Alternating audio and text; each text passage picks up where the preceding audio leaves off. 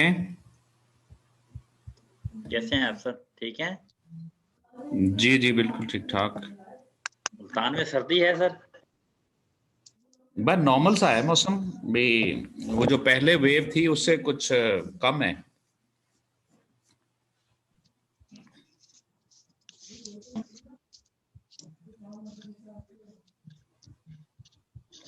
मेरे वाले साहब आए हैं, वो हासिलपुर से, तो कह रहे हैं वहाँ पे बहुत सर्दी है। हासलपुर में? जी, गांव में तो सर्दी होनी है। जी जी। और ये सजाद कैसे हो भाई आप? अस्सलाम वालेकुम सर जी। वालेकुम सलाम।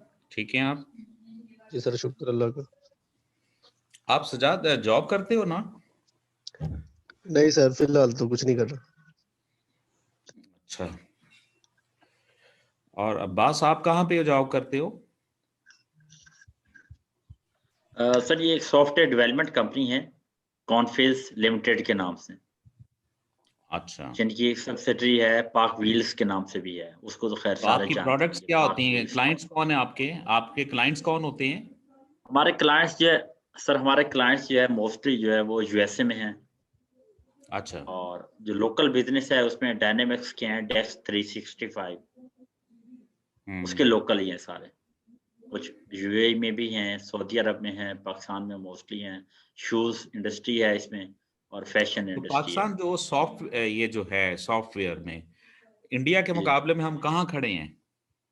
इंडिया के मुकाबले में तो हम बहुत पीछे हैं सर। अच्छा। इंडियन बहुत आगे हैं हमसे। अच्छा, इसकी तो उसकी सबसे वजह मेन क्या है? वजह जो है वो मेन वजह ये है कि जब जरदारी दौर था, आपको याद होगा 7-8 में हम्म। या 6-7 में, तो माइक्रोसॉफ्ट ने ऑफर किया था पाकिस्तान को कि हमने अपना मेन ऑफिस यहाँ पे बनाना है, कंट्री लेवल पे। तो जरदारी साहब ने कहा कि जितना प्रॉफिट होगा उसका मैक्सिमम जो है आप मुझे देंगे। तो बहरहाल उनकी वो डील ना हो सकी, वो इंडिया चले गए। तो इसलिए इंडिया जो है वो ज़्यादा आ गया है। माइक्रोसॉफ्ट के मेन प्रोजेक्ट उनके पास हैं। हमारे हम्म। पास वो बचे खुचे आते हैं, वो यूँ समझे कि 1 to 2% हमारे पास आते हैं, बाकी जो है वो उनके पास जाते हैं। सही।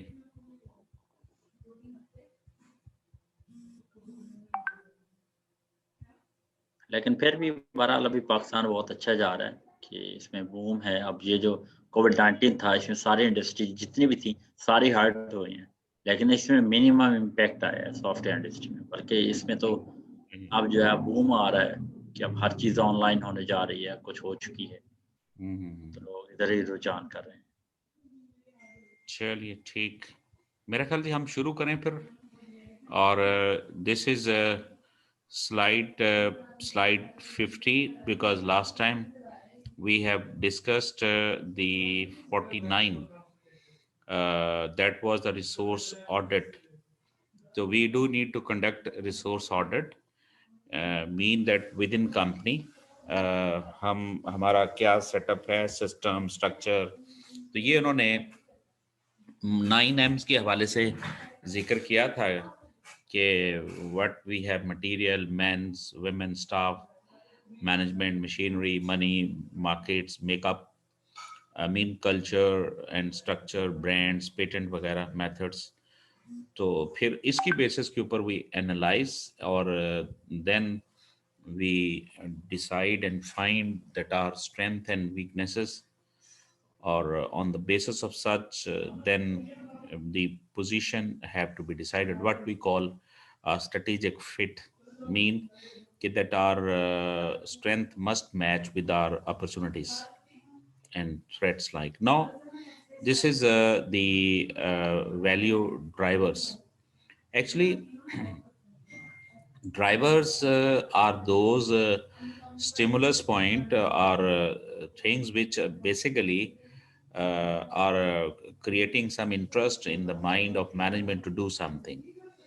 For example, the area in which you are a good one, और वो आपको ड्राइव करता है कि यार कुछ करें, हमारी प्रोडक्ट ऐसी है, हमारा नेटवर्क ऐसा है। तो दुनिया में दो फोर्सेस होती हैं, एक रिस्ट्रेनिंग फोर्सेस होती हैं और एक आपकी जो है वो फोर्सेस हैं जो आपको कहती हैं कि ड्राइव करती हैं कि नहीं हमें कुछ करना चाहिए। तो ये उस पर्सपेक्टिव में ज़रा आप लोग देखेंगे तो this is the crucial organisational capabilities which create value for an organization and help it generate competitive advantage. So, such crucial capabilities which possessed by the companies or which help to generate CA competitive advantage or many value drivers intangibles are your superior management implies skills and knowledge, brand and reputation, intellectual property, network relationship and linkages, quality management, first mover advantage. इन में जो अभी मैंने नाम लिए हैं कोई point अगर confusing है तो प्लीज आप लोग you may ask and I'll going to talk please. जी सजाद कोई इसमें पॉइंट है? यही पूछ रहा था कि फर्स्ट मूवर एडवांटेज का मीनिंग ये है कि किसी भी नई इन्वायरमेंट के मुताबिक पहले चेंज कर लेना, अडॉप्ट कर लेना उसको, इसका यही मीनिंग बन रहा है। हाँ मतलब बल्कि थोड़ा सा है तो वही है जो आप कह रहे हैं, लेकिन आप यूं समझे कि the first entering into a new field जो कंपनीज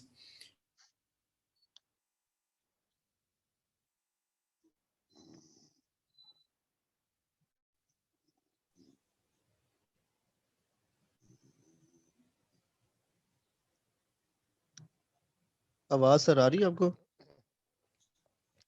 सर की आवाज स्किप हो गई है।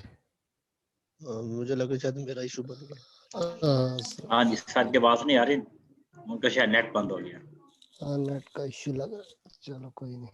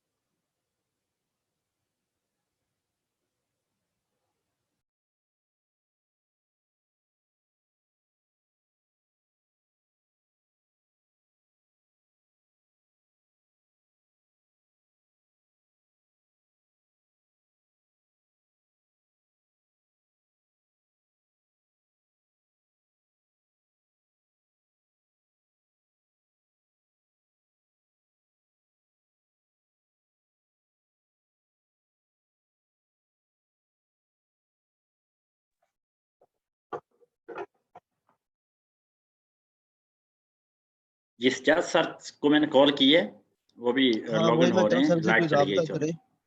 चले जी जी ठीक, मैंने किया रब्ता और लाइट चली गई थी, वो अभी रिकनेक्ट हो रहे हैं। चले ठीक। ओके।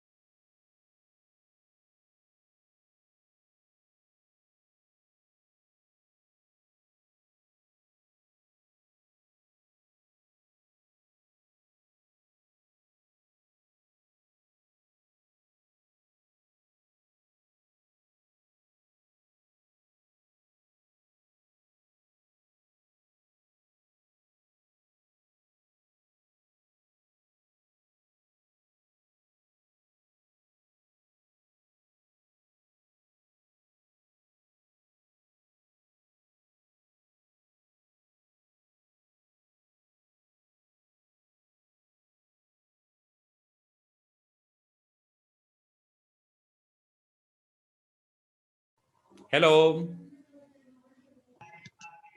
जी सर, आवाज आ रही है आपकी। चलें, वो लाइट्स का इशू बन गया था जी, और अब वो टाइम सारा बस लगा है उसमें। ओके जी सर, ओके। चलिए जी, वी आर स्टार्टिंग। तो मेरा ख्याल जो आपका क्वेश्चन था ना जी सजाद, आप कर रहे थे ना फर्स्ट मूवर पे। जी सर। अच्छा, तो फर्स्ट मूवर एडवांटेज होता है कि the advantage a company takes due to first entry into the business. तो जो लोग किसी फील्ड में पहले एंटर होते हैं, वो आपको जो उस वजह से एडवांटेज हासिल होता है, उसको हम प्राइम मूवर या फर्स्ट मूवर। इसी तरह एक एसएम के अंदर लेट मूवर एडवांटेज भी होता है। बहरहाल जी, प्लीज, क्लियर है जी? लेट मूवर पे तो एडवांटेज यही हो सकता है कि इंफॉर्मेशन लेटेस्ट आ जाएगी उनके पास। नहीं देखो, मैं सिर्फ ये बात अभी वो बताना चाह रहा हूँ कि जिस तरह कुछ प्राइम मूवर एडवांटेज होते हैं, बाज का लेट मूवर एडवांटेज भी होते हैं। मैं सिर्फ आपको बता रहा हूँ भी, सिर्फ ये है। अब वो क्या एडवांटेज है वो एक अलग इशू है। बहरहाल हाँ जी, इनमें से कोई और पॉइंट किसी ने पूछना हो?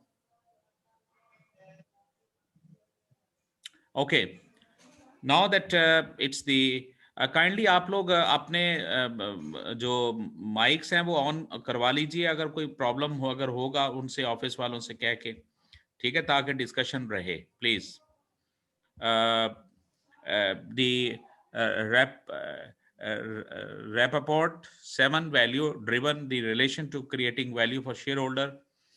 उसने 7, एक पर्सन है, उसने कहा जी कि ये इससे हमें value, creating value for shareholder से ये चीज़ हासिल होती है कि increase sales growth, increase operating profit margin, reduce cash tax return, reduce incremental investment in capital expenditure, reduce investment in working capital, increase time period of competitive advantage, and reduce cost of capital. Please, any question?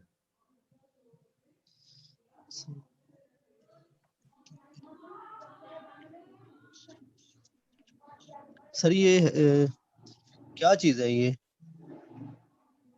क्या चीज है? मतलब कि ये लिखा जो 7 value driven for in relation to creating values for share holders.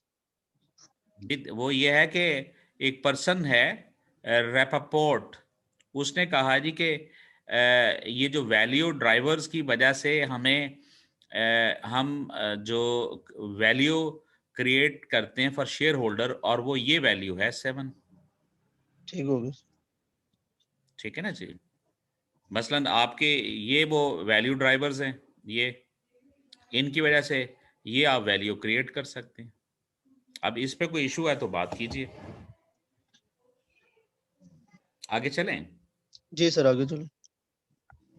Now this is my dear value chain. हम पहले इसको पढ़ चुके हैं, और that value chain was introduced by Michael Porter, which describe there are the support activities. This is in the companies, that is primary activities are there, or such primary activities successfully are conducted once we have such support activities within the company, or we create value, and that is value chain. This margin is your profit, this is a value that you create. Now support activities are what within a company, the firm infrastructure, human resource management, mean development उसमें कितनी है, HR आपका कितना बेहतर है, potential oriented training, development, soft investment. तो ultimately the comparative advantage is also contributed by this one. Technology development, आपकी advancement of technology कैसी है, प्रोक्योरमेंट। अच्छा, अब इसकी बेसिस के ऊपर you are performing your 5 type of activities, and such are the inbound logistics, there is operations, outbound logistics, marketing and sales and service, और फिर ये आप margin basically is just like, अगर मैं कहूँ कि आप का रेवेन्यू आपने कमाए हैं 100 रुपए, और उसकी अगर कॉस्ट थी that is 80, so 20 is your margin. Now this margin you have created due to that value chain. So chain mean that a company need to create a connected activities. So for a successful primary activities need a support activities, or support activities involve such type of activities. So in this sense that a firm can make a better. Now the value chain मैं यहाँ से पढ़ रहा हूँ. Value chain can be used to help identify the activity which create value for an organization customer, or a firm value chain is connected to what a Porter calls a value system. Now this is value system, that is organization value chain. Company के अंदर ये जो वाला है चीज़ ये है, और ये कनेक्टेड है विद सप्लायर वैल्यू चेन के साथ, और ये फिर डिस्ट्रीब्यूटर्स आ गए, और देन यू आर. इसका मतलब है इस कस्टमर तक जो चीज़ पहुंचानी है वो बेसिकली वैल्यू चेन में ये है कि इसका मतलब है इट इज़ अ रिलेशनशिप, जिसको आजकल हम सप्लाई चेन मैनेजमेंट कहते हैं. तो S supplier, company, distributors and customer. But ये वाला जो चीज़ है वो ये है असल में. तो आपको हर जगह पे ये चीज़, जैसे सप्लायर की बात करेंगे तो सप्लायर को भी अपनी इनपुट प्राइमरी एक्टिविटीज़ को बेहतर करने के लिए अपने यहाँ प्राइमरी सपोर्ट एक्टिविटीज़ बेहतर करनी होगी. फिर इन सप्लायर को जिनसे हम लेते हैं, फिर इस तरह डिस्ट्रीब्यूटर्स को अपनी प्राइमरी एक्टिविटीज़ परफॉर्म करने के लिए ये चीज़ करनी होती है. तो this is what that we are able to create that sort of. तो असल में द इम्पॉर्टेंट पॉइंट इज़ कि वैल्यू चेन का मतलब है कि we do need to develop a chain. ये हमारे अपस्ट्रीम चैनल्स हैं, अपस्ट्रीम है कनेक्टिविटी, ये डाउनस्ट्रीम्स हैं. और इस तरीके से हम चार चीज़ों का जो कॉम्बिनेशन है, सप्लायर, कंपनी और that is the distributors and customer के दरमियान जो एक लिंकेजेस है, ये हमारा वैल्यू सिस्टम बन गया जी, यहाँ से लेके यहाँ तक. जी प्लीज. सर प्रीक्योरमेंट को हम किस में ले सकते हैं, किस तरह ले सकते हैं? It's the all type of inventory that you purchase. That is just like how you place an order, stationery, other sort of thing. That is a procurement. ये सर इनबाउंड में भी इसी ये ले सकते हैं, इनबाउंड नहीं, इनबाउंड में ये नहीं ले सकते. वो भी परचेज वगैरह इन्वेंटरी के लिए नहीं इनबाउंड यूज होता? नहीं. अब आप, मैं कह रहा हूँ ना, नहीं, अब आप सवाल मुझे करेंगे ना. मैं ये करने लगा हूँ. मैंने पढ़ा था पहले शायद कहीं पे कि कोई भी हम इन्वेंटरी परचेज करते हैं, जो इन्वेंटरी जो ट्रांसपोर्टेशन वगैरह है हमारी, वो सब को इनबाउंड में हम लेते हैं, इनबाउंड लॉजिस्टिक्स. बस वो जिन्होंने किया था ना, कहा था, पढ़ा था या किसी ने कहा था? पढ़ा था सर, बल्कि MIS में पढ़ा था मैंने. नहीं, बस वो फिर उन्होंने सही एक्सप्लेनेशन नहीं की. मैंने लास्ट टाइम भी आपको कहा था, वो जो ऑनेस्टी इंटेग्रिटी को पढ़ लीजिएगा जरा तरीके से. आप सुनिए जरा, देखो, सुने, मैं जस्टिफाई करूंगा आपको.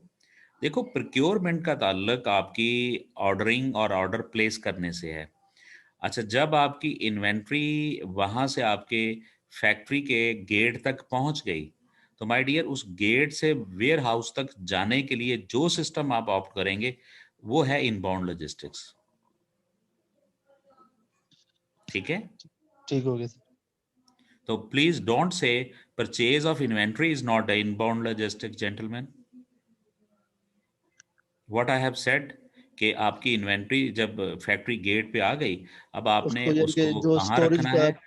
ठीक हो गया सर. ठीक है ना. तो मैं तो नहीं मानूंगा जो आप कह रहे हैं कि जी मैंने पढ़ा था. आपने पढ़ा होगा, लेकिन sorry, that was not a clarity. क्योंकि इसमें हम ज्यादा डिटेल में पढ़ रहे हैं, जो MIS में इतनी डिटेल में नहीं था, इसलिए उन्होंने. नहीं माय डियर, ये मैं नहीं मानता इस चीज को ना. डिटेल की बात नहीं है, बात ये है clarity of concepts, clarity of concepts. ठीक है, जिन्होंने क्लैरिटी नहीं दी, फिर इसका मतलब वो काम नहीं किया जो करना था. मजा तो ना आया फिर. Someone must have to say at that time, gentlemen, don't try to be mix your procurement with the inbound logistics. ये टीचर को वहां कहना चाहिए. अगर वो ऐसे ही बस करके चल रहे हैं तो फिर he is creating a fuss and that is creating confusion in the mind of students. So that's why you at the moment are asking this question कि सर वो जो logistics हैं हम तो ये हमने किया, ऐसा नहीं है. Logistics तो movements को कहते हैं बस, basically purchasing तो आपकी movement नहीं है ना. फिर सर आउट बाउंड लॉजिस्टिक वो भी आप शुरू सुन रहते लीजिए हैं ना, आउटबाउंड. और फिर ऑपरेशन में, ऑपरेशन का मतलब है कि transformation of input into output. अब आपने जब आपकी प्रोडक्शन में आपको इन्वेंट्री चाहिए तो माय डियर उसको आपने तरीकेकार करना पड़ेगा ना. फीफो है, लीफो है, वेटेड एवरेज है, ठीक है, करेंगे आप वहाँ उसकी स्टोरेज कैसे करनी है, जिट सिस्टम रखना कहाँ है, ठीक है, वो सब कुछ आपका ये इनबाउंड है. और जब उसकी रेक्विजिशन कैसे करेंगे, अक्वायर कैसे करना है, माल आ गया आपके ऑपरेशन के अंदर और वहाँ से आप इनपुट टाइमली पहुँचेगी तो फिर प्रोसेस और फिर आउटपुट. अब जब आउटपुट बन गई तो उसको कहाँ रखना है, ये आउटबाउंड शुरू हो गया आपका. फिर स्टोर करोगे ना चीज़ों को या डायरेक्टली आपके कस्टमर तक पहुँचाओगे ना. तो आपको storage you must have to develop a mechanism of outbound logistics. So once product is manufactured, then you have to keep arrangement how the product would be moved from warehouse and from warehouse to ultimate customer. Gentlemen, moments distribution है ना जो जी. है वो PC में आ जाएगा फिर outbound में. Naturally बात है, वो मैकेनिज्म आपका होगा ना जी. हाँ जी. फिर ठीक मार्केटिंग एंड सेलिंग आ गई, फिर सर्विसेज आ गई. अब बताइए जरा, आप मिक्स करेंगे प्रोक्योरमेंट को लॉजिस्टिक्स से? ठीक हो गया सर, अब क्लियर हो गया. तो काइंडली आप जरा फोन करके उनको कह दीजिएगा कि सर प्रोक्योरमेंट और logistic is a different one. Sir ये असल में वो पढ़ा था एमआईएस में सिस्टम के हवाले से. माय डियर जो भी हो वो, मैं आप सॉफ्टवेयर MIS जो जो होता है मर्जी प्रोग्राम करें, से. जो मर्जी करें, जो मर्जी करें, प्लीज. ठीक हो गया क्लैरिटी, सर. क्लैरिटी, मैंने आपको पहले ही कहा था कि ऑडिट के अंदर आपकी क्लैरिटी अभी वो नहीं है जो होनी चाहिए.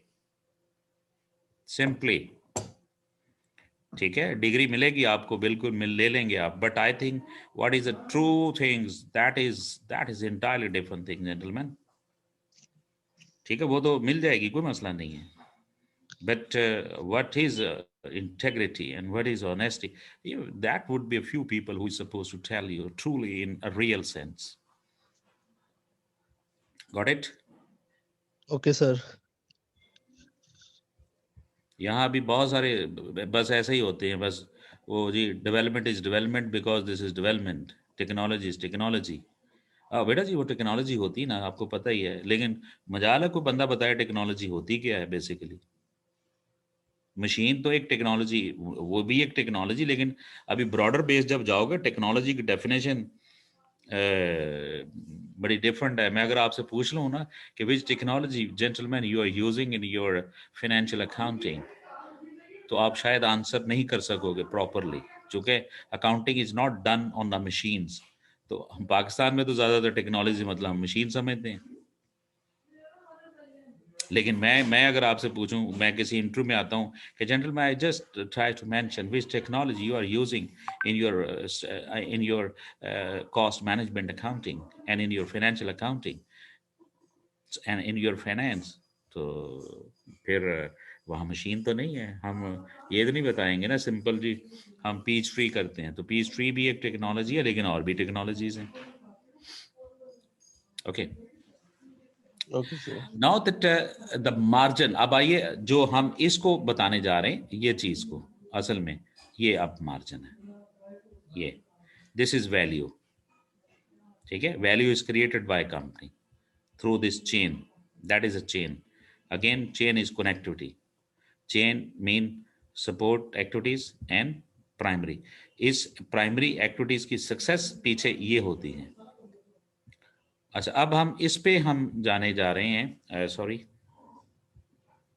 ये margin is excess the customer is prepared to pay over the cost to the firm of the obtaining resources, inputs and providing value activities. मेरा ख्याल अभी मैंने कहा था कि आप की 100 रुपए की चीज़ उसकी कॉस्ट 80 है, तो वो जो 20 रुपये एक्स्ट्रा वो पे कर रहा है, mean customer is ready to pay, वो वैल्यू है. It will represent the value created by the value activities themselves and by the management of the linkages between them. Linkages connect the activities in the value chain. The activities affect one another and therefore must be coordinated. Using the value chain, a firm can secure competitive advantage in several ways. So invent new and better ways to do activities, combine activities in a new or better ways, manage the linkages in its own value chain, manage it the linkages in the value system. अच्छा आप देखिए इसमें वो ये है कि जी ये traditional costing system है और ये value chain costing system an alternative है। ये मॉडर्न अप्रोच है किस्म की उसकी अल्टरनेटिव में। ट्रेडिशनल में हम क्या करते हैं, फोकस मैन्युफैक्चरिंग ऑपरेशंस के ऊपर करते हैं, यहाँ कस्टमर वैल्यू परसेप्शन के ऊपर लेके आते हैं। ये कॉस्ट ऑब्जेक्ट क्या है, as product function expense heads, यहाँ value creating activities product attributes पे। Organisation focus cost and responsibility centre पे करते हैं, जबकि ये strategic business units value creating activities पे। Linkages largely ignored, cost allocation and transfer prices reflect। हम जो ट्रेडिशनल कॉस्टिंग के अंदर लिंकेजेस को हम इतना फोकस वो नहीं करते हैं, हम इग्नोर करते हैं, जबकि ये रिकग्नाइज एंड मैक्सिमाइज किया जाता है। Cost driver simple volume major, यहाँ स्ट्रेटेजिक डिसीजंस हैं, और एक्यूरेसी हाई अपरेंट प्रेसिजन, और यहाँ लो प्रेसिजंस और इंडिकेटिव आंसर्स करते हैं हम। हाँ जी, इस पे कोई क्वेश्चन जी?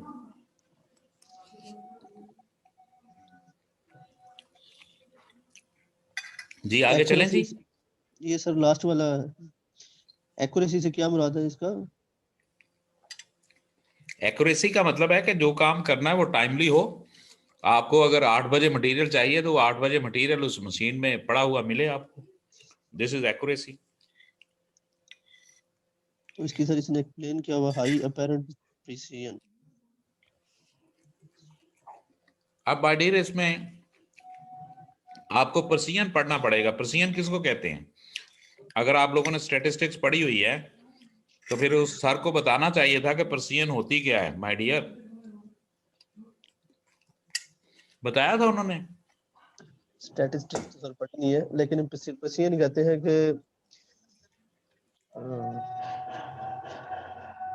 समरी को कह सकते हैं सर। समरी हो, डिटेल्ड नहीं हो, समरी हो किस चीज की। नहीं वो आप ट्रैप हो गए।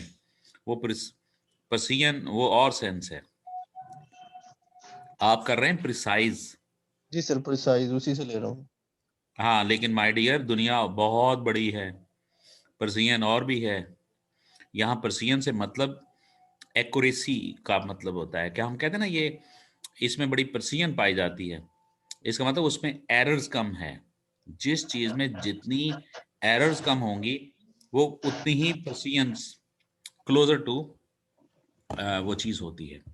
हानी please, Sonia you are raising your hand, please अगर बात करना चाहें तो कीजिएगा जी।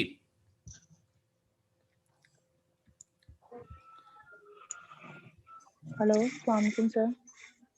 जी वालेकुम जी जी हाँ जी जी आपकी आवाज आ रही है प्लीज। सर मैं प्रेसिजन कहती प्रेडिक्टिव वैल्यू होती है जो, उसे कहते हैं। आप एक्यूरेसी की बात कर रहे थे ना? हाँ, प्रेडिक्टिव वैल्यू से क्या मतलब?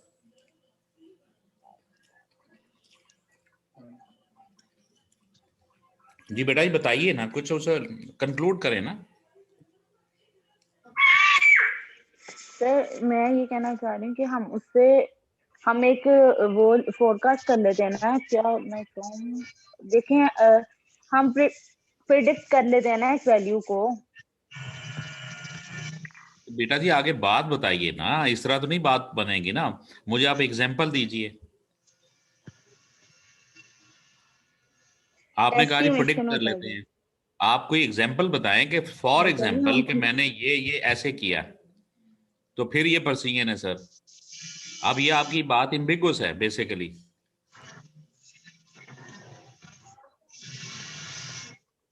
आपकी प्रेसिजन सिंपली यह है कि जो आपके एस्टिमेशन के करीब तरीन जो चीज होती है स्टैंडर्ड के, वो उतनी ही उसमें एक्यूरेसी पाई जाती है, और precision is the other name of accuracy.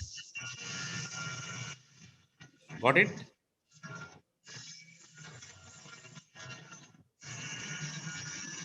क्यों जी, क्लियर है? सर ये ऊपर सबसे फोकस में है कस्टमर वैल्यू परसेप्शन जी। इसका क्या मतलब बना कि कस्टमर जो हो वैल्यू परसीव मतलब करता ये है कि मैं कहूँ जी, मैंने ये लेक्चर दिया, मैंने इतने टाइम पे शुरू कर लिया, मैंने ये किया, मैंने एग्जाम टाइम पे ले लिया, मैंने पेपर ऐसा बनाया, तो ये तो मेरा पॉइंट ऑफ व्यू ना। बस सवाल है कि स्टूडेंट मेरे लेक्चर को कैसे समझता है। ये कस्टमर परसेप्शन है। क्लियर? और how you rate my lecture gentleman? Good rating है सर। बताइए कुछ। नहीं, बताइए ना, आपने लेक्चर्स लिए हैं और भी हैं, आप कैंपसेस में पढ़ रहे हैं, you have taken lecture for me, how do you rate my lecture? मैं सर फिलहाल यही लेक्चर ले रहा हूँ, अच्छी आपकी सर। तो दिस इज वैल्यू मैंने सर परसेप्शन जेंटलमैन। देखा है जो ऑनलाइन क्लासेस हैं उनमें ज्यादा टीचर, क्योंकि उनमें वो क्या होता सिलेक्ट है? करते हैं, वो टीचर बेस्ट मेरे ख्याल वो चूज करके लेते हैं। हाँ, नहीं नहीं, वो होता है ना, लेकिन मैं वही बात कर रहा हूँ कि मैं जो मर्जी दावे करूँ, वो मेरे दावे हैं ना। लेकिन if you are not agreeing and you are not appreciating, you are not saying, तो फिर ये है वैल्यू परसेप्शन। तो जो वैल्यू चेन कॉस्ट एनालिसिस होता है ना, वो मैन्युफैक्चरिंग ऑपरेशंस को इतना नहीं देखते, वो देखते हैं कि जो चीज़ बना के हमने कस्टमर तक भिजवाई है, वो कस्टमर इसको कितना क्या वैल्यू देता है। Got it? Okay sir. क्यों जी, क्लियर है? जी सर। हाँ जी, एक गुलाम क्वेश्चन अब्बास है। साहब प्लीज। जी जी जी प्लीज। सर। सर जी क्वेश्चन ये है कि जो हमारी ट्रेडिशनल कॉस्टिंग सिस्टम है उसमें तो हम कहते हैं कि हमारी जो एक्यूरेसी का लेवल है वो हाई होना चाहिए, हाई अपेरेंट प्रिसिशन जो है हाई होगी, लेकिन जो मॉडर्न है उसमें वेरी लो होगी, ऐसा क्यों? सवाल आपकी कट गई, आवाज दोबारा बोलिए। तो मैं ये कह रहा हूँ कि जो हमारा ट्रेडिशनल कॉस्टिंग सिस्टम है उसमें हम कहते हैं कि हमारा जो एक्यूरेसी लेवल है वो बहुत हाई होगा, हम्म, हाई अपेरेंट प्रिसिशन, और हम्म, जो मॉडर्न है उसमें हम कह रहे हैं कि वेरी लो होगा, लो प्रिसिशन इंडिकेटिव आंसर्स। हम्म। ये उल्टा नहीं होना चाहिए कि जो हमारा मॉडर्न है उसमें हाई होना चाहिए? हाँ, अब ये मेरी अंडरस्टैंडिंग गलत है? बात ये होती है कि बात ये नहीं है कि I have started my class at like the 7:30। अच्छा, क्लास तो 7:30 सपोज स्टार्ट हो गई, जी परसीजन बहुत अच्छी है, लेकिन अगर लोगों को समझ नहीं आ रही माय डियर, तो क्या क्या करेंगे आप?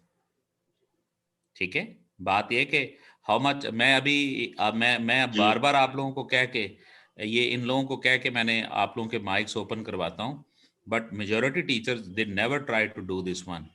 आई believe on interactive classes, otherwise तो मैं स्क्रीन को दे दे के बोलता जाऊँ क्लास हो जाएगी, but I don't think so कि students would be satisfied. So that's what I think. This is not issue. कि I have started my class at 7:30. Issue is that how much I am taking classes. Mean that in a manner it is valuable, it is understandable, and it is being participated by students.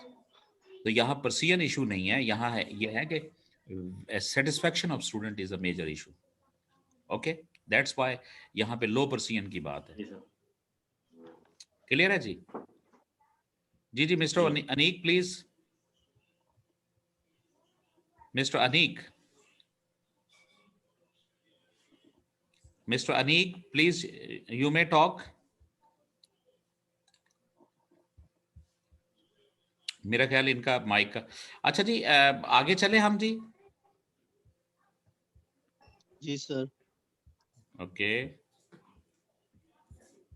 Ji sir. Now it's the supply chain management is a strategic importance of the distribution channel, और ये है आपके factor affecting physical distribution में। इनकी जो strategic importance जो distribution channel है वो involve contractual arrangement, substantial physical infrastructure, hard to change in the short term, outsourcing often used और इन्फ्लुएंसेस मार्केटिंग कम्युनिकेशन।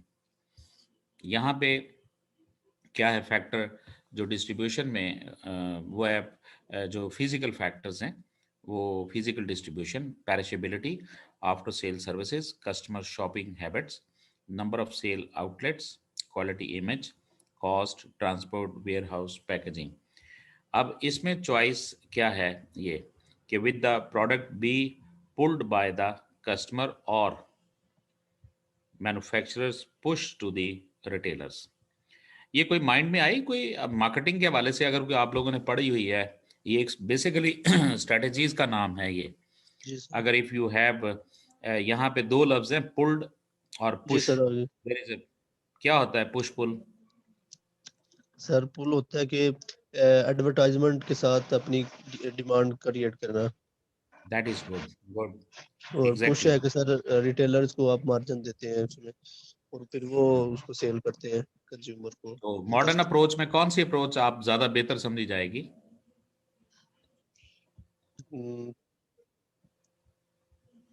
पुल होगी एडवर्टाइजिंग वाली।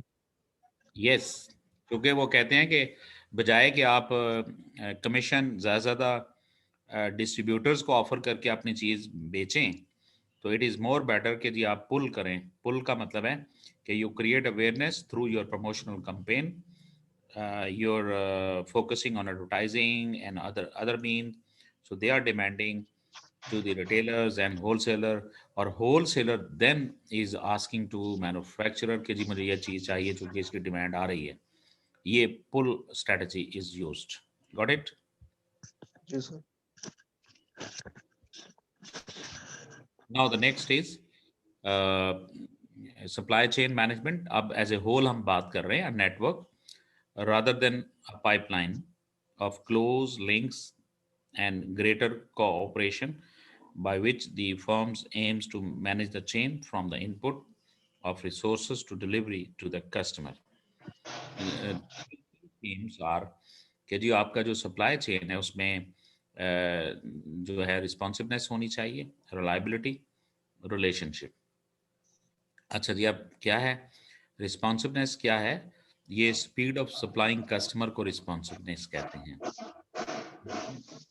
कि how speedily, promptly you can supply a product to your ultimate customer. मैं जो चीज़ उसे जितनी जल्दी आप कस्टमर तक वो चीज़ पहुंचा सकते हैं, ये रिस्पॉन्सिवनेस है। Reliability is on time, correct quantities, quality, और relationship is a mutual understanding and trust between members of the supply chain. तो ये तीन चीजें, 3 key themes है for the supply chain management. There should be a responsiveness, mean quick supply should be available, and reliability mean कि when once you claim कि जी ये product आपकी इतने बजे मिल जाएगी और वो उतने बजे मिले, जिस टाइम पे डिलीवर करनी है उस टाइम पे डिलीवर करें। TCS मस्ट हैव टू, जैसे मैं अब एग्जांपल दे रहा हूँ कि रिलायबिलिटी ये होती है कि अगर वो कहते हैं जी कि आपका पैकेट इतने बजे से पहले पहले वहाँ पहुँच जाएगा, और वाकई ही अगर वो पहुँच जाता है तो ये रिलायबल है। This is on time, correct quantities और क्वालिटी, और फिर आपस में म्यूचुअल रिलेशनशिप होना चाहिए। तो ये तीन आपको 3 की थीम्स को जेन में रखना होगा। नाउ एक्चुअली चूंकि सप्लाई चेन है, ये सप्लायर्स इधर होंगे, ये कस्टमर्स हैं, दरमियान में कंपनी है। Now supplier, this can be achieved via what? Reduction in number of suppliers, reduction in number of customers, price and inventory coordinations, so linked computer system, so supplier involvement in product development, logistics, design, joint problem solving, supplier representation on site। अगर आप ये करेंगे तो उतनी ही चीज़ें उनमें ये 3 keys आ जाएंगी और normally it would be going to be happen. Got it? जी sir. Now the next is this is the product life portfolio. As we know, product portfolio is the number of product which a company basically is making. So the company offering to market are fundamental to success. They must be kept under review so that there is a suitable mix. The product life cycle is an important concept and strategies must be appropriate to change life cycle. But product life cycle must be applied with a care. We can distinguish three aspect of product. ये है वो जो like product class, it may be the generic product, a broad category, product form, type within the category, brand, the specific product. Up naturally, product life cycle, as you people know, are having falling stages. So normally introduction, growth, maturity, decline. और ये आपको इसमें पता होना चाहिए, ये आपका cell pattern है और ये कैश फ्लो का और ये प्रॉफिट का, ये तीन उन्होंने बताने की कोशिश की है और ये इंडिकेशन है. अगर आप गौर से देखें तो प्रॉफिट आपका ये शेकआउट्स में यहाँ मैक्सिमम होने के बाद अब नीचे ये जब प्रॉफिट मैक्सिमम पहुंच के जब अब हल्का सा डिक्लाइन पे जब इंडिकेशन आता है तो समझे आपकी जो है वो मैच्योरिटी हैज़ बीन स्टार्टेड. ठीक है, और ये मैच्योरिटी पीरियड रहेगा फिर डिक्लाइन की तरफ. आप जब आपका प्रॉफिट अब इस हद तक है कि वो नीचे और लॉसेस में जाना शुरू हो जाता है तो it mean your product has been reaching to the declining stage. Anyhow, introduction में स्टेज में क्या होता है कि there will be development, marketing and production cost high, sale volume low, loss maker, negative cash flow होगा. उसकी वजह है कि कंपनी अभी इंट्रोडक्शन पे चीज़ें कॉस्ट इनकर कर रही है और अभी आपकी कॉस्ट ज़्यादा होती है. तो that's why this would be the negative cash flow would be there. Growth फिर स्टार्ट हो जाती है. This is the growth. Growth में इंडिकेशन क्या है? Sale volume accelerate, profit rise, but cash flow likely to remain negative. Competitor enter into the market, but overall market sales grow. High advertising cost and additional feature added to product. Maturity में फिर आप जब पहुंचते हैं ये यहाँ पे तो that is what this is longest period, no market growth but profit good and cash flow positive. High level of competition, so price become more sensitive. फिर आप decline में चले जाते हैं और about superseded, sale fall, overcapacity in industry, some player leave market, so those that remain try to find niches. J.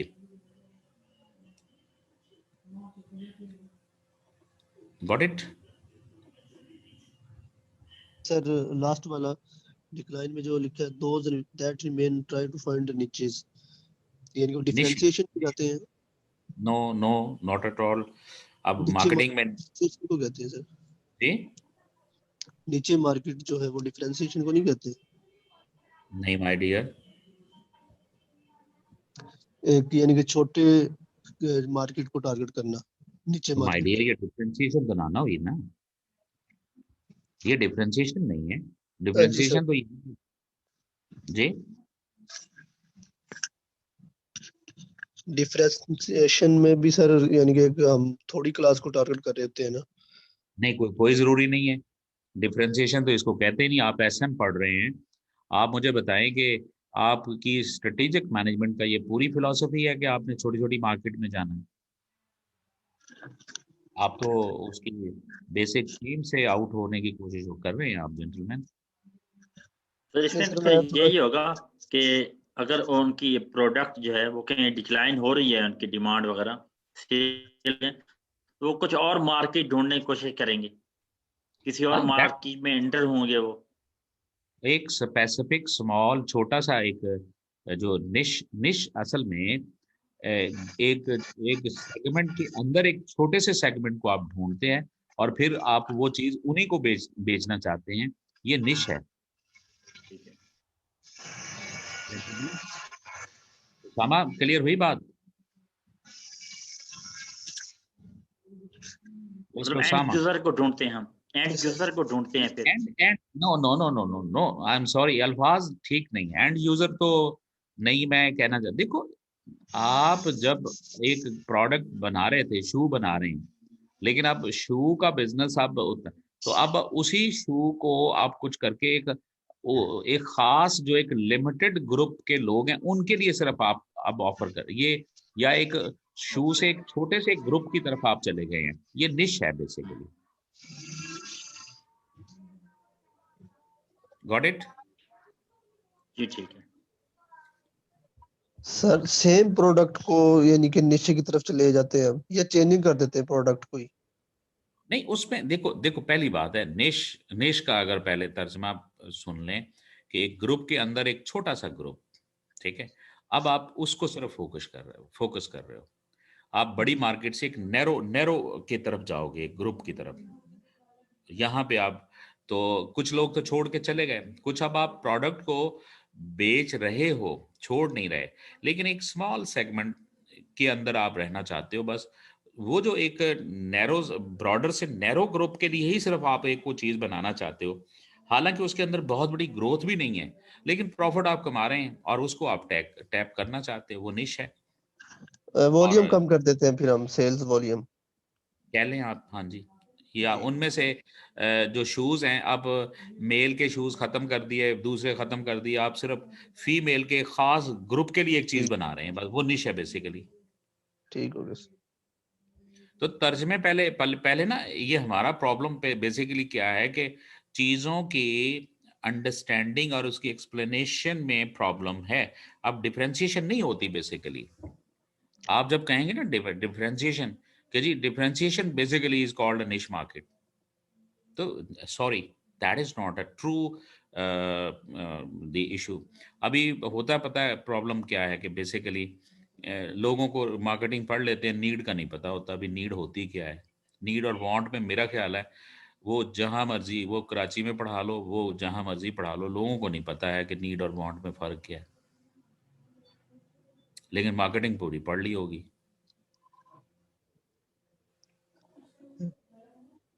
क्यों जी mister Osama? Sir अब मैं तो मार्क उसामा सामने नहीं सर, आओगे। सजाद, मेरे ख्याल उसामा तो आज आया ही नहीं अभी तक। अच्छा चले, सजाद बताइए आप, डू यू नीड नो तो दी सर हम व्हाट इज? कहेंगे नीड को जो हमारी बेसिक जरूरियात होती हैं किसी बस फंस ह्यूमन गए की। आप, फंस गए। अच्छा, अब आप बेसिक नीड नहीं होती सर, ना। सर वांट और जैसे नीड में तो ये है कि जो आपकी एक चाहत है कि आप, पूरा पाकिस्तान ये कहता है कि जी मुझे ये होनी चाहिए, ये लग्जरी गाड़ियां मेरे पास होनी चाहिए, लेकिन जो लोग अफोर्ड कर सकते वो हैं वांट कहते हैं और उसको उनकी सर। वो, नहीं सर वो नीड बन जाती है। जो लोग अफोर्ड कर सकते हैं और फिर वो उस चीज को जो है वो करते हैं, तो वो बनती है, वो आपकी नीड बन जाती है, सर जो अफोर्ड कर सकते हैं उसको तो फिर जिसको हम बैकअप मिलता है आपकी जो है वो अफोर्डेबिलिटी का, डिमांड अगर कहेंगे। आपको बैकअप मिल जाए अच्छा, अब तो वो सुन लीजिए, आपकी नीड अब बन सुनिए जाती है, मिस्टर अदरवाइज वो अब्बास, वांट सुनिए बनती है। मिस्टर अब्बास एंड सजाद, सुनिए। वो जो आप अब्बास साहब कह रहे हो ना, वो डिमांड होती है। डिमांड ही हम, मैं क्यों डिमांड जिसमें बनती है। एबिलिटी टू पे, वो एबिलिटी टू पे और विलिंग टू पे हो ना, वो डिमांड होती है। ठीक है। अच्छा, सर मैं अब एक्सप्लेन करूं सजाद, एक दफा? चलें कर लें। सर जैसे अब खाना सबकी नीड है, हर इंसान की। तो हम्म, इसको इस तरह की चीजें जो बेसिक इंसान की नीड है वो नीड है, लेकिन वांट्स वो है कि हम अच्छा खाना खाना चाहते हैं, लेकिन वो हमारी नीड नहीं है, वो सिर्फ वांट है हमारी। वो बाउंड है। देखा जी है, सर। ये सिंपल देसी सिस्टम में सारे लोग यही कहते हैं।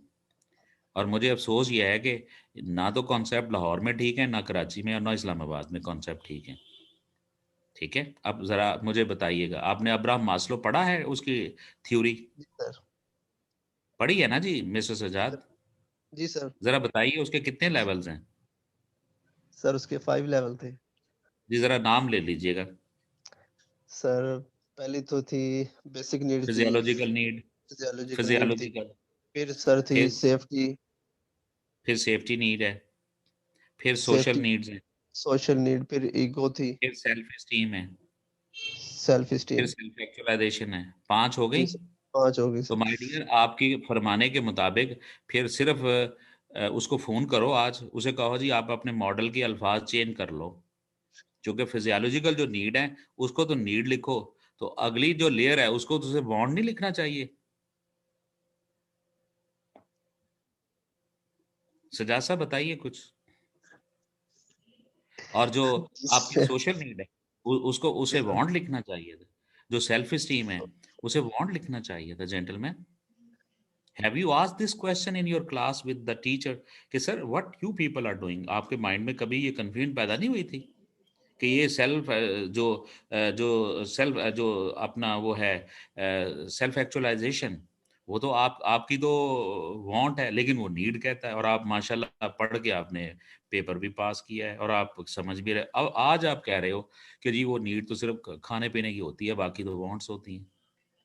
तो माय डियर, आज आप किताब निकालिएगा और उसमें से अब्राहम मास्लो की थ्योरी को क्रॉस कर दीजिएगा कि आज मैंने गलती पकड़ ली है, और काइंडली उसको फोन करके आज ना बताओ कि जनाब गलत मत लिखा करो। इस पे जरा कमेंट करें mister Sajjad.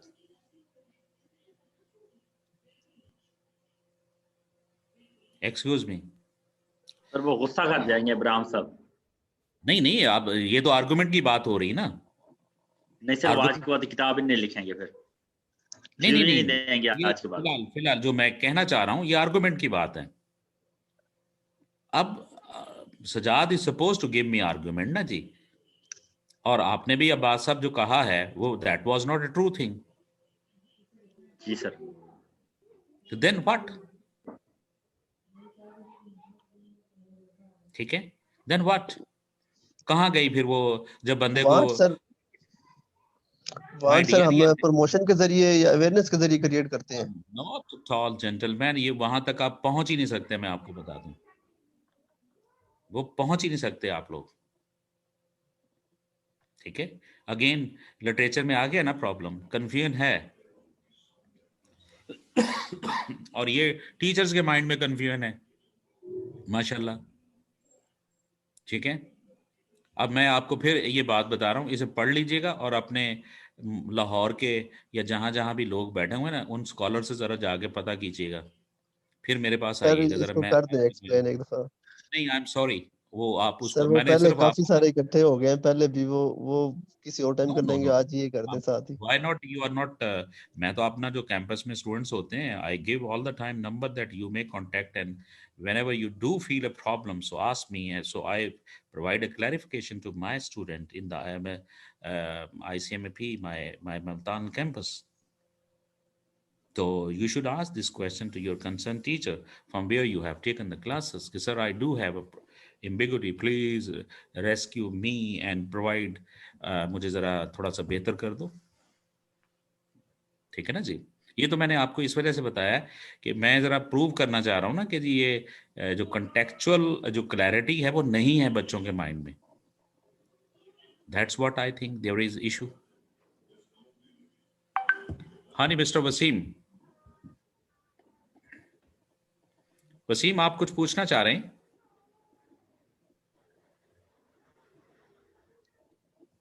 Ji Sonia please आप पूछिएगा। जी जी प्लीज। चलें ओके, अगर नहीं अच्छा जी ये बात सजाद क्लियर हो गई है? जी सर ये तो होगी है। हाँ ये हो गई ना। अब आप आज आपने अब कुछ गौर आप खुद भी करें।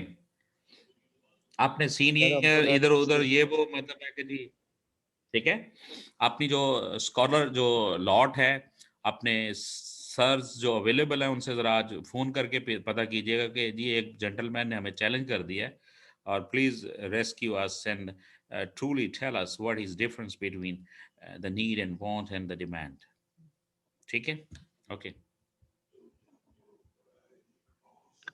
Now it's the product portfolio that we have mentioned uh, is applicable to product market segments and SBU। अब ये बड़ा अहम पॉइंट है कि वो कहना चाहते हैं कि ये जो है ना पोर्टफोलियो एनालिसिस, जो ये हम प्रोडक्ट्स पे भी अप्लाई कर सकते हैं, मार्केट सेगमेंट्स पे भी कर सकते हैं, और SBUs पे भी। वो जो SBU स्ट्रेटेजिक बिजनेस यूनिट होते हैं, फर्ज करें कि एक कंपनी है उसके 4 5 8 10 स्ट्रेटेजिक बिजनेस यूनिट हैं, तो हम उनको भी इवेल्युएट कर सकते हैं इसके मुताबिक। ओके, अब इसमें क्या है कि build hold a harvest divest basically ये उनकी जो स्ट्रेटजीज टाइप बनेगी कि लाइक, लेकिन इससे पहले आप ज़रा इधर आ जाएं, चूँकि फिर ये स्टार के लिए वो कहता है बिल्ड करें। तो this is matrix basically is a combination of two factors. In vertical and horizontal, you place two variable, one variable on the vertical and the other on the horizontal. So we have placed market growth on vertical and on horizontal relative market share. Now this is high, low, this is high, low. Now ये box हमें star बताता है, question mark, cash cow, dog. इसका मतलब है कि हमारी products अगर हम एनालिसिस कर रहे हैं तो इनमें से product star, question mark, cash cow, same SBU, same market segment. अब ये हमने कहा कि ये स्टार है जी, कैश काउ है, क्वेश्चन मार्क्स हैं और ये डॉग्स हैं। अच्छा, अब वो ये कहता है कि जो स्टार्स हैं उसको बिल्ड करो, मीन मजीद उसको ग्रोथ, आगे की तरफ जाओ। कैश काउ होल्ड या हार्वेस्ट करो, क्वेश्चन मार्क इसको बिल्ड या हार्वेस्ट करो, और डॉग्स है इसको डाइवेस्ट करो। मीन कि डॉग्स प्रोडक्ट नॉर्मली जो होती हैं, इसका मतलब वहाँ आपको प्रॉफिट नहीं हो रहा होता है, नुकसान होता है, तो इसको ख़त्म कर दो, डाइवेस्ट कर दो, मीन इसको शट डाउन करो, सेल आउट कर दो। तो ये वो प्रोडक्ट या सेगमेंट है या SBUs है which is performing well, the market growth is high, the relative market share is high. This would be called a star. A such product which is high but the relative market share is low, usko hum question mark कहते हैं। Gentlemen, Mr. Ghulam Abbas, you may make your question please.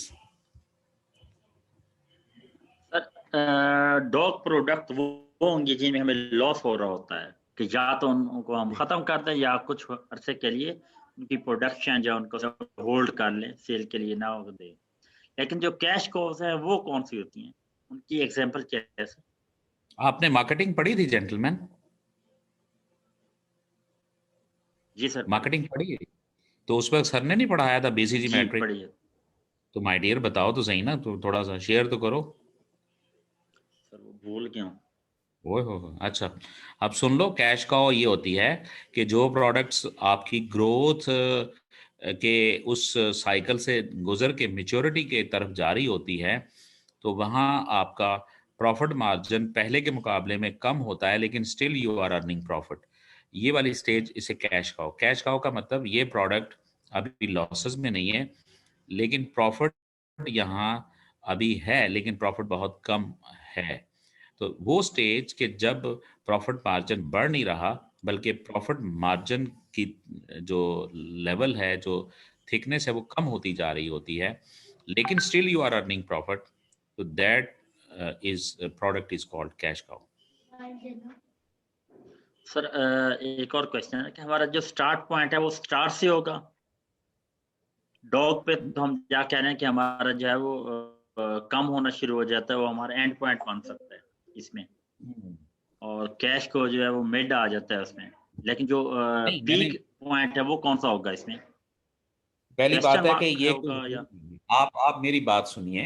आपकी company की 4 product हैं, ठीक है? आप उनका analysis करने जा रहे हो, आप उन 4 के बारे में देखना चाहते हो कि हमारी प्रोडक्ट इनमें से स्टार कौन सी है, इनमें से कैश काउ कौन सी, इनमें से डॉग्स कौन सी, इनकी क्वेश्चन मार्क कौन सी। क्लियर होगी बात? अच्छा, अब मुझे बताओ कि आपकी वो प्रोडक्ट, मैं उसके जो है वो स्टेजेस की तरह लिया था।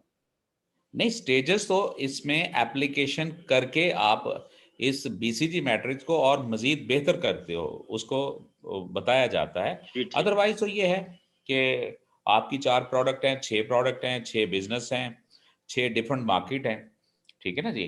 आप 6, 7, 8 प्रोडक्ट बेच रहे हैं, तो जाहिर बात है उनमें से कुछ प्रोडक्ट स्टार हो सकती हैं, कुछ क्वेश्चन मार्क हो सकती हैं, कुछ डॉग्स हो सकती हैं। और माय डियर, इस बेसिस के ऊपर आपने फिर फैसला करना होता है। आप स्ट्रेटेजिक मैनेजमेंट कर रहे हो कि जी हम किस प्रोडक्ट को मजीद ग्रोथ की तरफ लेके जाएं अभी उस पर, और किस को हम डॉग्स में ख़त्म कर दें, बंद कर दें। चूँकि आपने स्ट्रेटेजिक डिसीजन लेना है ना, लेकिन स्ट्रेटेजिक डिसीजन लेने से पहले आपको एनालिसिस तो करना पड़ेगा, और एनालिसिस के लिए एक टूल है, और that is a BCG matrix. Sir वैसे अगर सीक्वेंस देखा भी जाए तो सीक्वेंस इधर से शुरू होना चाहिए, क्वेश्चन मार्क, फिर स्टार, फिर कैश को, फिर डॉग। नहीं, इसमें बेटा जी सीक्वेंस होता ही नहीं है।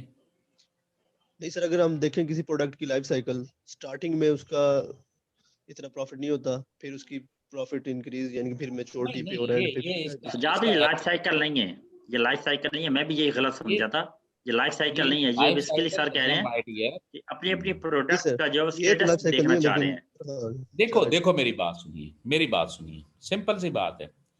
आप मुझे जरा स्टार की तरफ आइए कि मार्केट ग्रोथ इसमें हाई है, मतलब आने वाले टाइम में मजीद अभी ग्रोथ बढ़ रही है, लोग क्लाइंटेज बढ़ रही है, और आपका market share, market relative market share कहते हैं कि जो टोटल मार्केट है ना उसका ज्यादातर हिस्सा आपके पास है।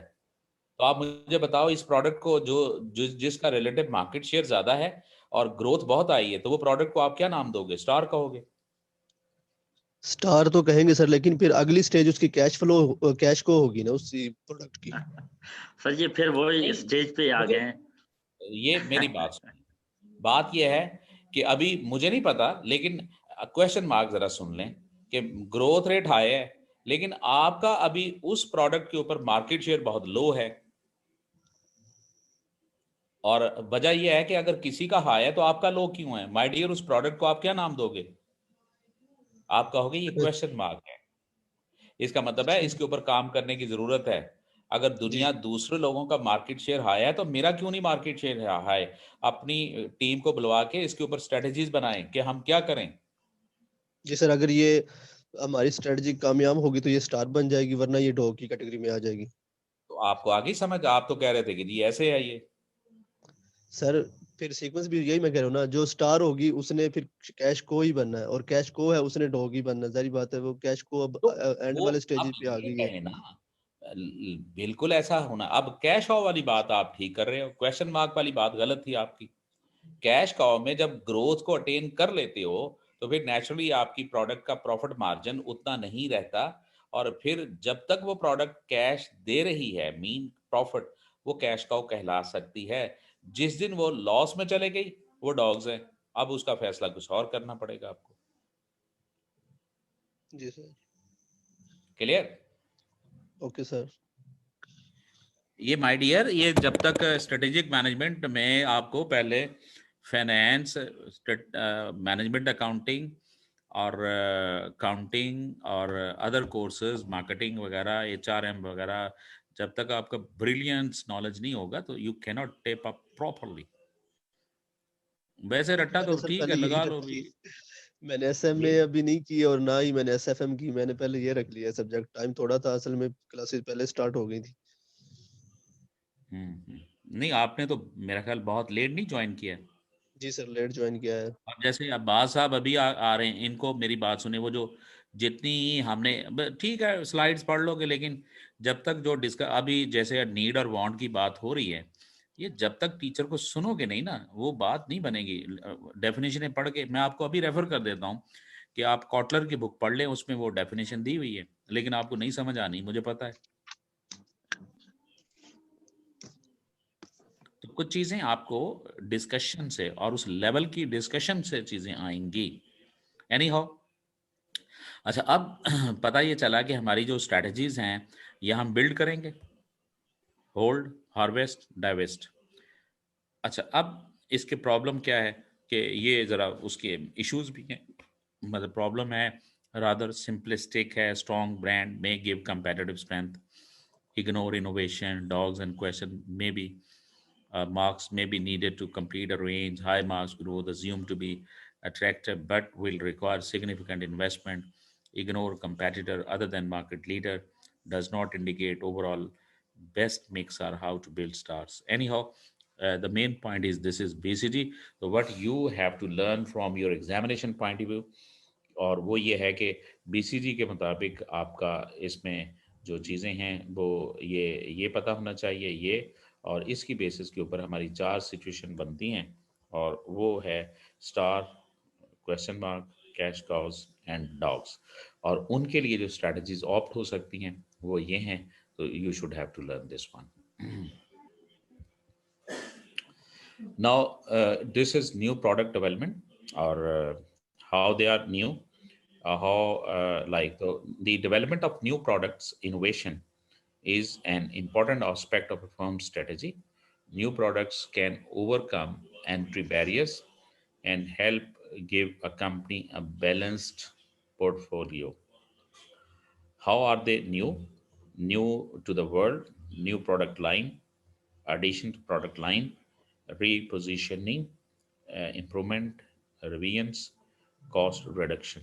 How it is approached leader strategy, high cost of R&D, potential high reward, high risk. Follower strategy, lower cost, less R&D expertise needed, lower risk, reduced rework. So the management accountant can help by analyzing the cost component of the new product. This may lead to the removal of the superfluous features. New product development should be controlled by subjecting project to a series of gates or a review meetings to decide whether they have made the required progress and to determine what must be achieved to pass the next gate. यहाँ gate से मतलब है कि discussions हैं, meetings, चूँकि आपने product को develop करना है तो you have to make a series of gates mean review meetings के हमने एक की उसमें भी देखा फिर किया चूँकि आपने प्रोडक्ट को इनोवेट करने जा रहे हैं तो वो एक टाइम पे ये सारी चीज़ें नहीं होती. Anyhow new product development के ऊपर ये बात क्लियर होगी जी? जी sir. Next this is benchmarking. Mister Abbas, आप मुझे सुन रहे हैं? जी सर, मैं सुन रहा हूँ सर. ये बेंचमार्किंग पे एक बड़ा एक इंटरनेशनल एक स्लोगन यूज किया जाता है, वो जानते हैं क्या होता है?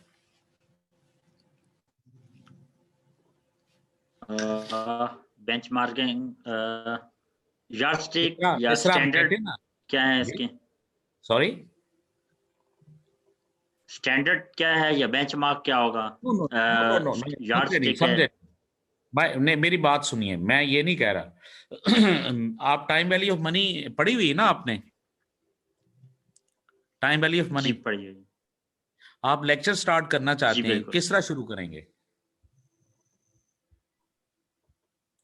ये जी फाहद आप बोलना चाहें? फाहद मलिक प्लीज.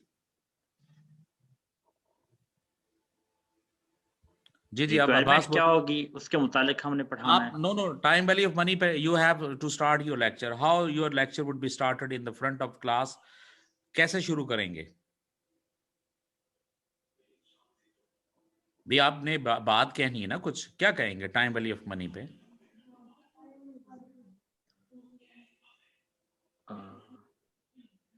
सजाद आप कहीं बोलिए, क्या कहोगे? टाइम वैल्यू पे सर कहेंगे today dollar is better than tomorrow. This is mister Abbas, ये बात शुरू करनी थी. लेडीज एंड जेंटलमैन, आप स्लोगन सुन लें. लेडीज एंड जेंटलमैन, ये कह के आप कहेंगे कि today's dollar is better than tomorrow's dollars. ये है स्लोगन, ये सेंटेंस है. जी सर. अच्छा, इसी तरह डाइवर्सिफिकेशन के ऊपर कहा जाता है कि don't put your all eggs in one basket. अब आप स्टोरी सुनाओगे कि ladies and gentleman, I mean to talk about diversification. Benchmarking पे क्या कहोगे? इसलिए मैंने कहा था कि mister Abbas, you have to start your lecture. How the lecture would be started, what you have to say. Sajjad आप बोलिएगा. सर इसका है don't reinvent the wheel. हाँ, पढ़ाया था ना मैंने. जी सर. जी, don't reinvent the wheel. Mister Abbas, ये this is the slogan you have to use. That is the sentence कि don't reinvent the wheel. ये है माय डियर, ये 3-4 फिक्रे हैं मुख्तलिफ टॉपिक्स के ऊपर. इसे जहन में रखो. ICM में कर रहे हैं, ACM में, और अपनी वैल्यू को बढ़ाइए, डिस्कशन करें, बातें करें, कम्युनिकेशन बेहतर करें. मुझे पता है ACMA के अंदर students are just talking and वो डेस्क के ऊपर बात के वो सिर्फ डायरेक्ट कॉस्टिंग, इनडायरेक्ट कॉस्टिंग और मटेरियल और ये कर रहे होते हैं, but the people don't have so high the spoken skills to impress to someone else. like इसको बेहतर कीजिए.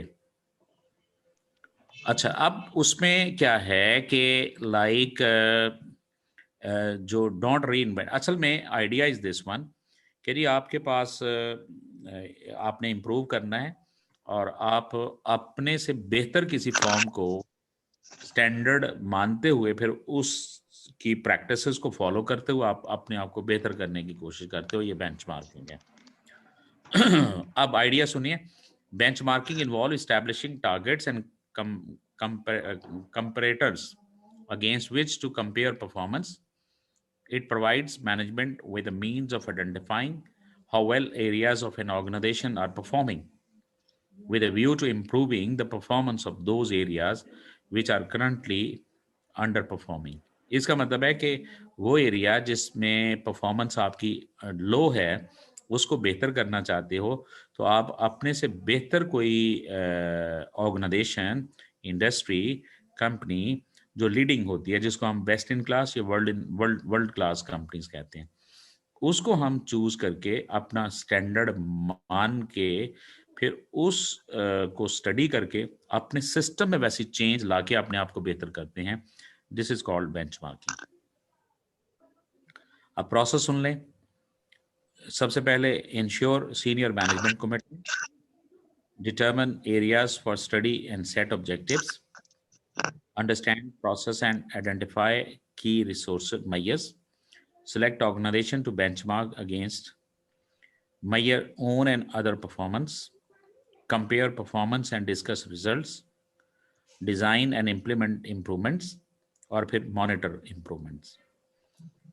बहरहाल इसमें हमेशा जो कंपनी बेंचमार्क करेगी वो लो परफॉर्मर कंपनी में select to the high performer best in class world class companies, और फिर उसके मुताबिक अपने आप को बेहतर करती है। ये एक सिंपल से मीनिंग में this is called benchmarking process.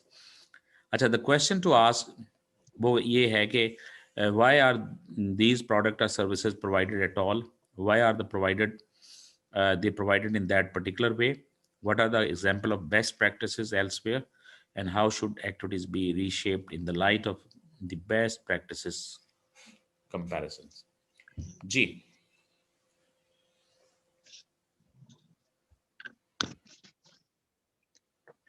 जी इस पे कोई क्वेश्चन? जी mister Aneek, please you are suppose to ask the question. आप सवाल कर सकते हैं अनीक साहब।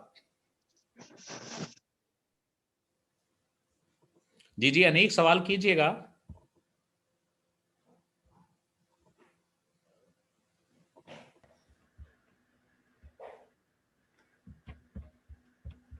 अस्सलामुअलैकुम सर।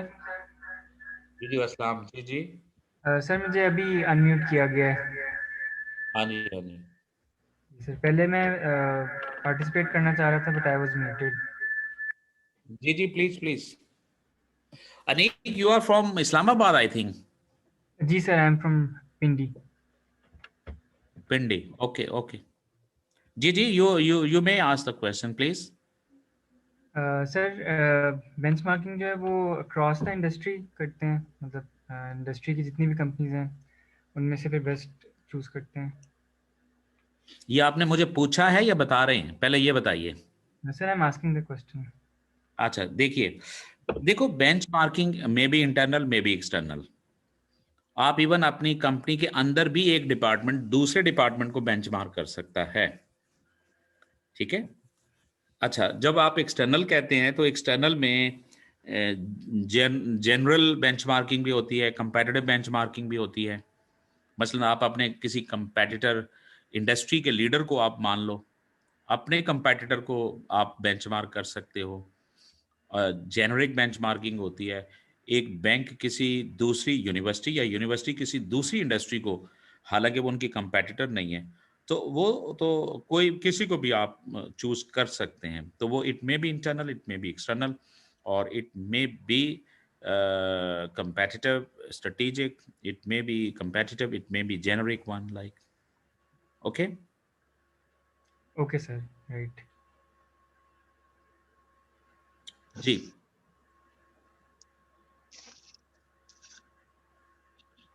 आज का सर हो गया कंप्लीट। बस ये हम थोड़ा सा प्रॉब्लम विद द बेंचमार्किंग हम देख लें। सर वो एक these are चले the कर लो सर ये sorry कर लें सर। पिछले में एक थोड़ा सा मैंने पूछना था जो हमने कल पढ़ा था। ठीक है। These are the problem. It tends to improve the efficiency with which system work rather than the effectiveness of their output. मतलब ये efficiency को तो लेके आता है, लेकिन effectiveness इसमें of output is question mark. ये इसका problem है. Concentrate on doing things right rather than necessarily doing the right thing. ये मेरे नज़दीक जो इन्होंने पहली बात कही है, ये दूसरी बात भी वही है, कोई फ़र्क नहीं है. Anyhow, comparison with similar system ignore the emergence of substitutes. It is only ever a catching up exercise rather than the development of another new. It does not indicate how competitor may be overtaken. It has significant cost, not least in management time. It can be a threat to commercial security. जी sir clear? ये जी जी sir last वाला point नहीं समझ आया। It can be a threat to a commercial security. Commercial security क्या होती है कि आप देखो ना, एक एक्टिविटी है और आप किसी को कॉपी कर रहे हैं उसकी प्रैक्टिसेस को, तो उसकी जितना बेंचमार्किंग ज़्यादा होगी तो आपकी चीज़ें दूसरों को एक्सपोज हो रही हैं ना, बेसिकली बस ये है. जी सर, मतलब कि जिस कंपनी को फॉलो किया जा रहा है एज अ बेंचमार्क, उनकी जो हाँ, प्रैक्टिसेस हैं वो उनको मतलब उनका डाटा लीक आउट होगा ना, तो कमर्शियल सिक्योरिटी आपकी लीक आउट थ्रेट्स पे है. जी सर, राइट। ठीक है, मैं नहीं चाहूँगा कि मेरे नोट्स चोरी हो जाएं. जी सर, डेफिनेटली। सजाद, और सजाद लाहौर में पढ़ा रहे हों. सर ये एंड पे हमने ये क्लासें मेरे ख्याल जनवरी के एंड तक चलेंगी, तो 2 लेक्चर तो हमें कम से कम रखने पड़ेंगे जितने पॉइंट आपने डिस्कस के लिए छोड़े हुए हैं. वो कर लेंगे, कोई मसला नहीं है. वो आप, ये हमारा मामला ख़त्म भी हो गया तो कोई नहीं, मैं आपको एडिशनल 1-2 क्लासेस वैसे ही वो अपने हम उस पे कर लेंगे. वो मैं I am a different man, I am different person.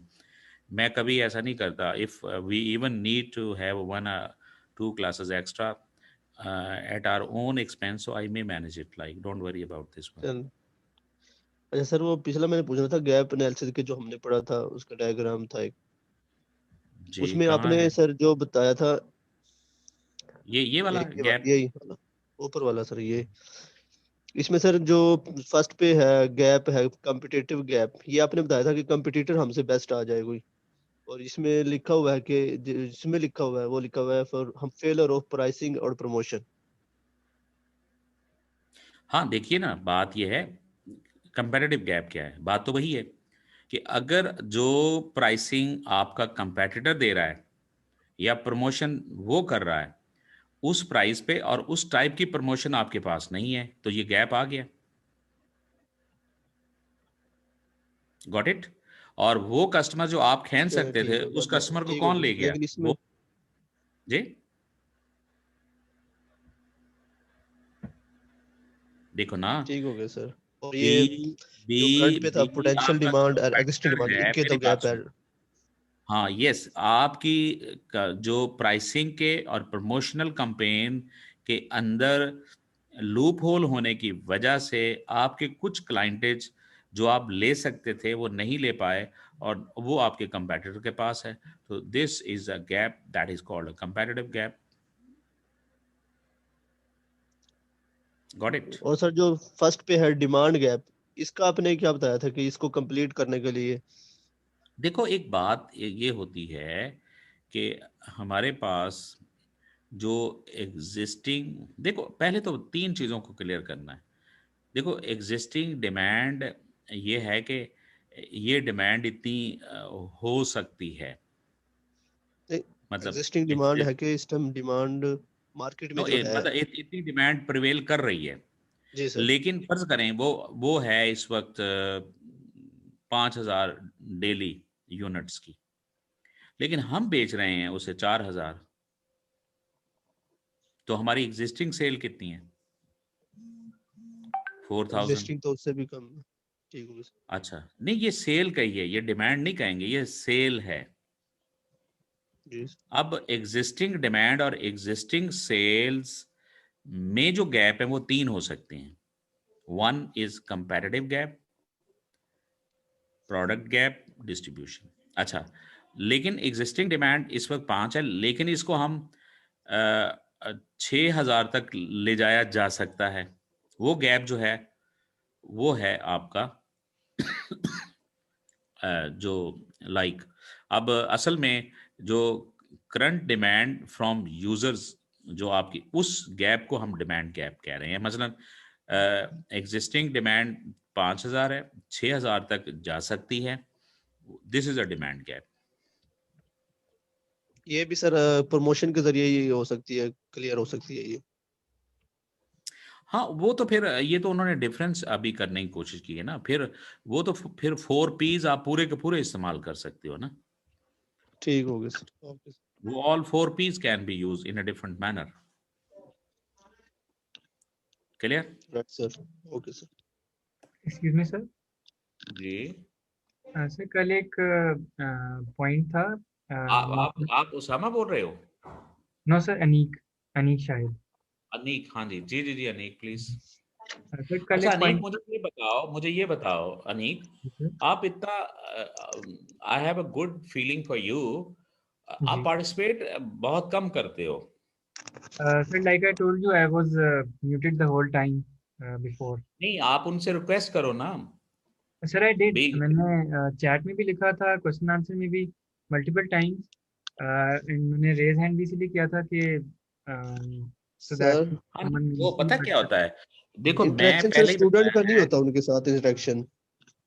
अच्छा, चले हम मैं उनके साथ उनको फिर इंटरेक्शन नहीं कर सकते, असल उनसे हम में प्राइवेट वैसे कर सकते हैं अगर किसी का नंबर हो। मुझे क्लास जो पसंद है वो इंटरेक्टिव है, सिंपल सी बात बताऊं।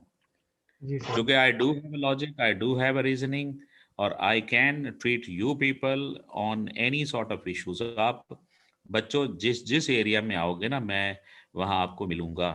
फाइनेंस भी हो तो अकाउंटिंग भी हो तो कॉस्ट भी हो तो मैनेजमेंट भी हो तो ऑडिट भी हो, या एसएम हो या मैनेजमेंट हो या मार्केटिंग हो। जी सर। ठीक है, आज जो सजाद से मैंने कहा है ना कि जी ये ढूंढिएगा, अनीक अनीक आप भी जरा कीजिएगा पता, नीड और वांट में डिफरेंस क्या होता है। जी सर, राइट। एंड ठीक है, और फिर आप ढूंढ लें, इधर उधर कर लें, फिर मेरे साथ डिस्कशन आखिरी क्लास में कीजिएगा, फिर then I will be going to talk right sir. Anyhow. तो बहरहाल आप पार्टिसिपेशन को आप बढ़ाएं आप लोग। तो कल हम with chapter number 5 identifying and evaluating strategic options पे बात करेंगे। ओके, अब कल mean next on Monday. Sir okay एक सर। रिक्वेस्ट थी। सॉरी, जी जी। सर वो यही रिक्वेस्ट थी कि आप अगर काइंडली जो एडमिन होते हैं उनको कह दें कि वो अनम्यूट, मतलब हमें अलाउ कर दिया करें ड्यूरिंग क्लास, ऑल स्टूडेंट्स जितने भी पार्टिसिपेट कर मैं रहे हैं। उनसे, जी जी, मैं कहता हूँ, जो कहता, मुझे मेरे जहन में ये था कि पता नहीं है आप लोग हैं, तो मैं उनसे, मैंने तो खैर जिस दिन मेरी पहली क्लास थी ना, मैंने उनसे कहा था कि जी पहले इनकी पॉलिसी ये थी कि वो नहीं था, वो कहते थे कि जी ये शायद क्लास में बच्चे ज़रा डिस्टरबेंस होती है ये। मैंने कहा जी आई एम सॉरी, मैं आई एश्योर यू बच्चों की हिम्मत नहीं होगी कि मेरे सामने बोल सकेंगे कोई इस टाइप की कोई rough, because I have a confidence on my self. और वो क्लास को एक लेके जाने का एक तरीका होता है, पहली एक आध क्लास के अंदर बच्चों को पता चल जाता है कि कौन सा टीचर कैसा है। ठीक है, जी तो सर। असल तो रियल वैल्यू तो ये है, वो है आप सवाल करें मैं जवाब दूं, और फिर उसमें एक अच्छी डिस्कशन हेल्दी निकल के फिर कॉन्सेप्ट सामने आते हैं। अदरवाइज जी तो सर। मैं उनको कह देता हूँ इंशाल्लाह नेक्स्ट मुलाकात में things would be better one. Okay जी, nice meeting. Okay, take care of okay, yourself. Thank you sir, खुदा खुदा हाफिज़। खुदा हाफिज, खुदा हाफिज।